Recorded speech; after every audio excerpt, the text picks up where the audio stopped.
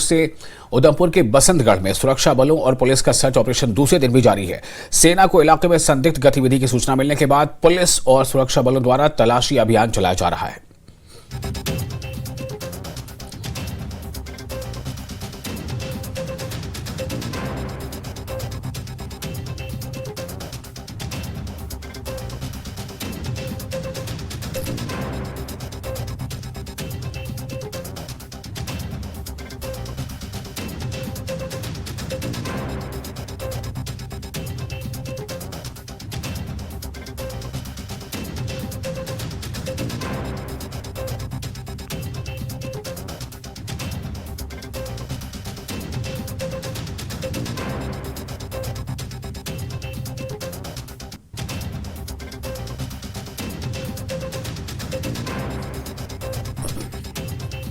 और इस खबर पर ज्यादा जानकारी के साथ मौजूद है हमारे साथ न्यूज 18 JKLH के सीनियर एडिटर पेंद्र सिंह सोडी।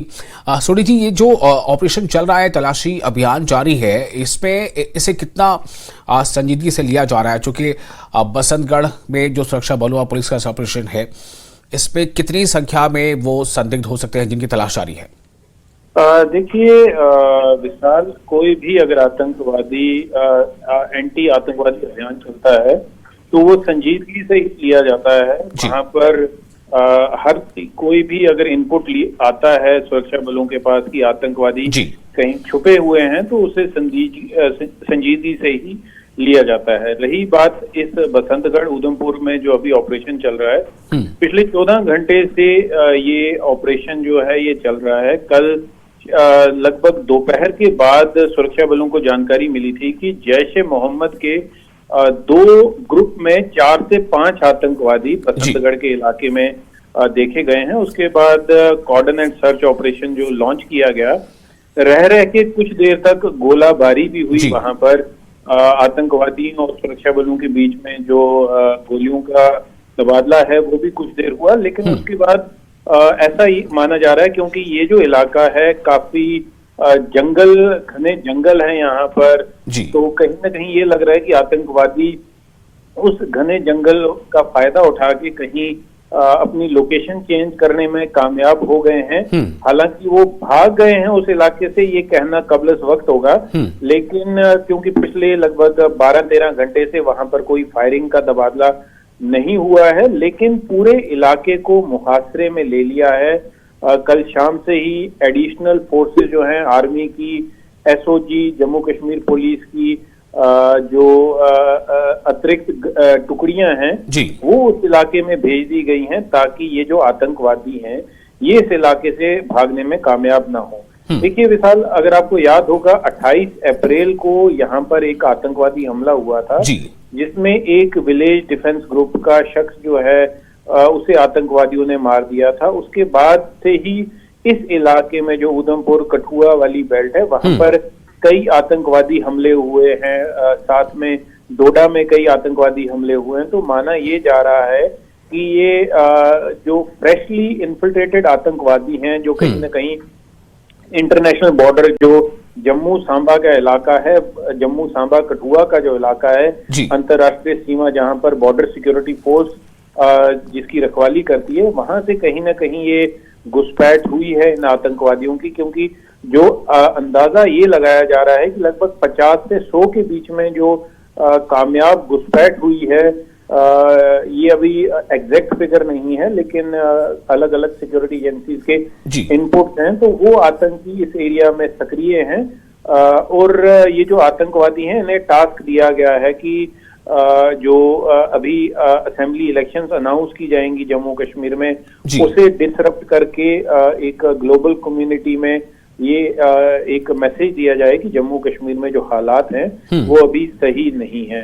तो लेकिन सुरक्षा बल जो हैं वो मुस्तैद हैं और लगातार ये ऑपरेशन जो एंटी टेरर ऑपरेशन है अलग अलग इलाकों में चलाए जा रहे हैं ताकि जो आतंकवादी हैं जो घुसपैठ करके आए हैं, जो आतंकी गतिविधियों को अंजाम दे रहे हैं, इन्हें जल्द से जल्द ढूंढ के मौत के घाट उतारा जाए। जी विशाल जी, तो जैसा आप बता रहे हैं कि ये 150 के आसपास भी आतंकी है, तो क्या ये माना जाए कि इलेक्शन की जैसे तारीखों का अब एक तरह से उसकी उम्मीद है, उनका इंतजार है कि इलेक्शन की तारीखों का ऐलान होगा, तो क्या ऐसे में ये एक बहुत बड़ा चैलेंज या बहुत बड़ी चुनौती हो सकती है?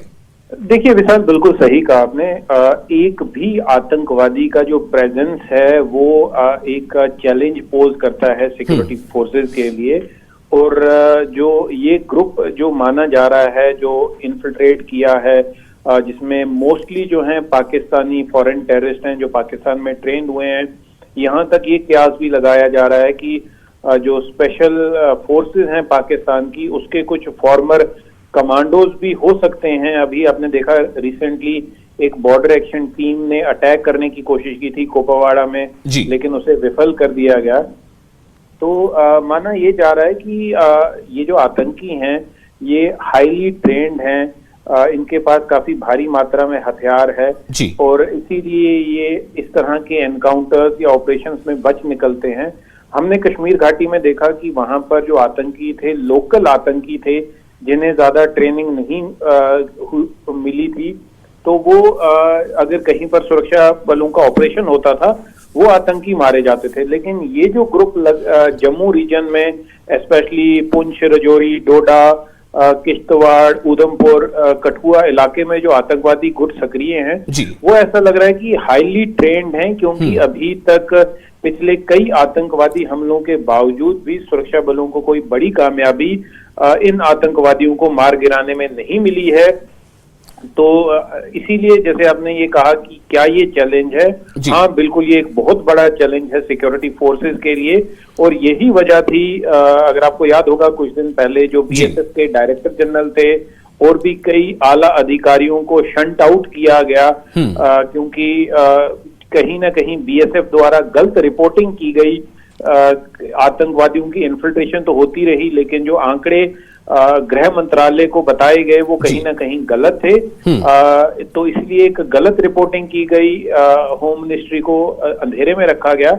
लेकिन अब जो है कोशिश ये की जा रही है, जो आतंकवादी घुसपैठ कर चुके हैं इनको तो जल्द से जल्द न्यूट्रलाइज किया जाए, लेकिन सरहद पे चाहे वो लाइन ऑफ कंट्रोल हो, चाहे इंटरनेशनल बॉर्डर हो, वहां से फ्रेश घुसपैठ जो है वो होने की संभावना जो है वो ना हो पाए। तो इसलिए पूरे इलाके को फिर से सील किया जा रहा है, लाइन ऑफ कंट्रोल को सील किया जा रहा है, इंटरनेशनल बॉर्डर को सील किया जा रहा है। जो स्ट्रेटेजी है वो नई अपनाई जा रही है, कुछ पुराने जो लूप होल्स थे उन्हें प्लग किया जा रहा है। कयास ये भी लगाया जा रहा था कि ये जो आतंकवादी हैं कहीं ना कहीं ये टनल्स बना के इन्फिल्ट्रेट किए हैं, तो इस तरह के जो टनल्स हैं उनकी खोज के लिए एक भारी मात्रा में ऑपरेशन जो है वो चलाया जा रहा है इंटरनेशनल बॉर्डर पे बीएसएफ द्वारा।